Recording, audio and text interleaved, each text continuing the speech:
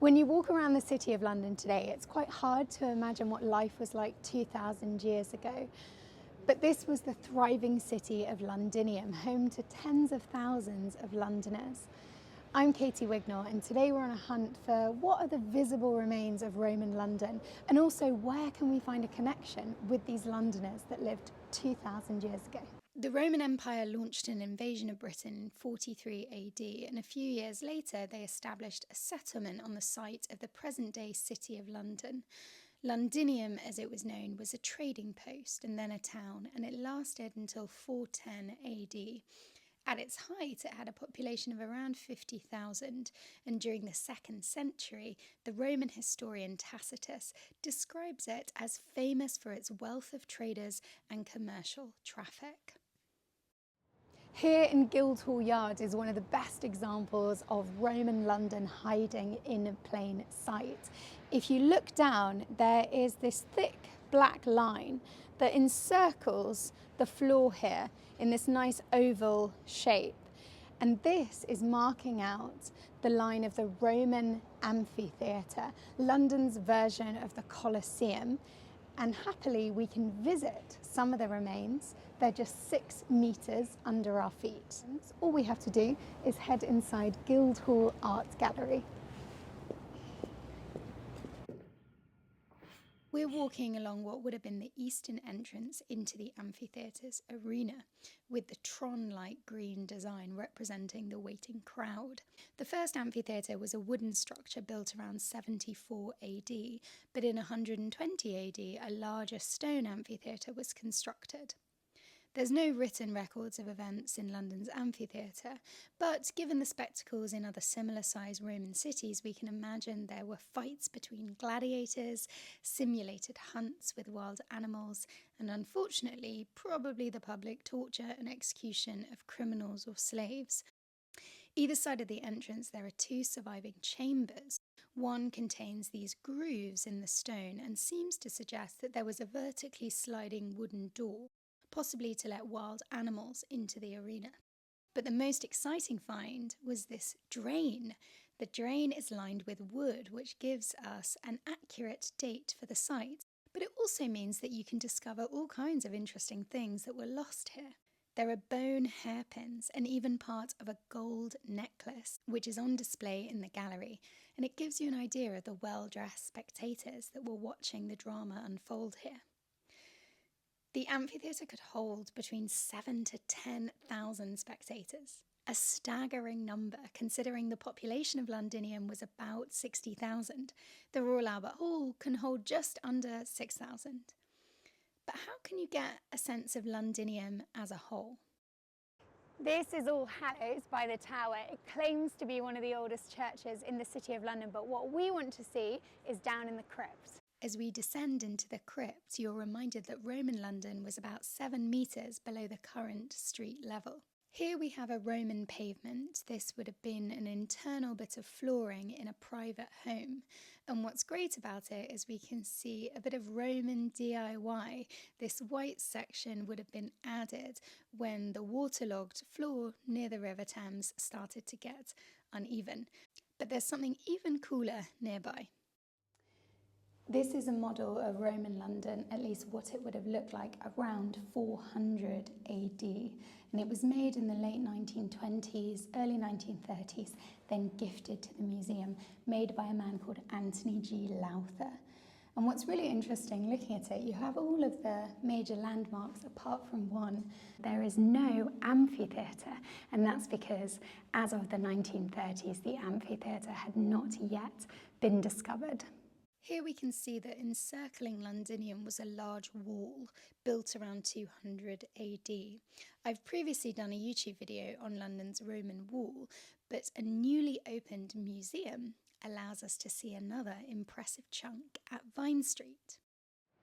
This section of the Roman wall was completed between about 190 to 230 AD, but there also is an older section of the wall around 250 AD called a bastion. So this is a fortified section added against the threat of possible invaders. And it gives us a bit of a clue as to why the wall was created. Was it defensive? But again, the City of London is all about making money. Perhaps the wall forms just a barrier for collecting tax, for the import of goods being brought in. For another niche theory about why the Roman wall is created, we need to head to a garden called Noble Street. This is a charming little nature reserve, but actually what we're looking at is a preserved bomb site. The damage from the Second World War revealed some ancient Roman foundations of a wall, and it also reveals the answer to a question that had previously puzzled historians. Looking at the outline of the Roman wall, prior to the Second World War, historians were quite confused why there was this drastic right angle here. It turns out that bomb damage revealed not part of a wall, but actually a fort. And this Roman fort that could hold about 1,000 soldiers predated the wall, and this filled in a little gap that had been a mystery previously.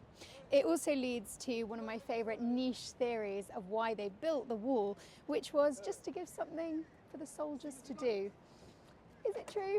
Maybe. It's a theory. This is absolutely not one of the places you'd expect in London to find something very historic, but amazingly, just up ahead in this disused office building, there is a Roman home that you can have a look at. This is the site of Billingsgate bathhouse, first discovered back in 1848.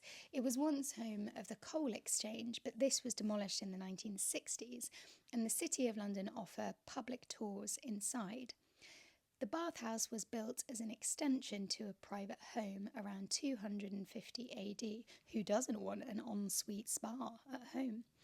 The bathhouse was made of 3 chambers of differing temperatures, cold, warm and hot. And you can see the evidence of underfloor heating.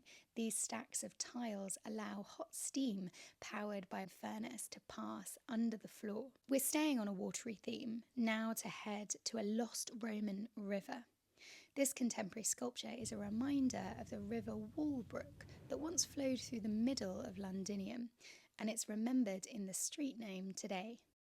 This is Bloomberg's European headquarters, but it sits on top of a really important site in Roman London called the Mithraeum.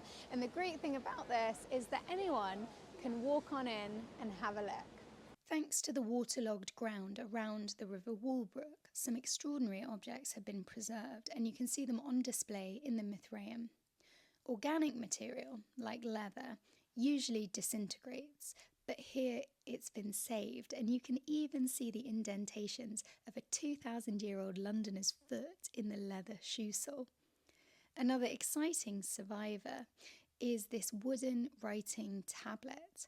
These would have been covered in wax, and then the stylus pen below scratched in the writing, but often it would leave a trace of the words in the wood below. In 57 AD, there is a record of a receipt of payment, the very first financial transaction recorded in the City of London. Once again, to find Roman sites, you have to descend below ground level. The Mithraeum gives you an opportunity to immerse yourself in a spiritual experience of Roman London.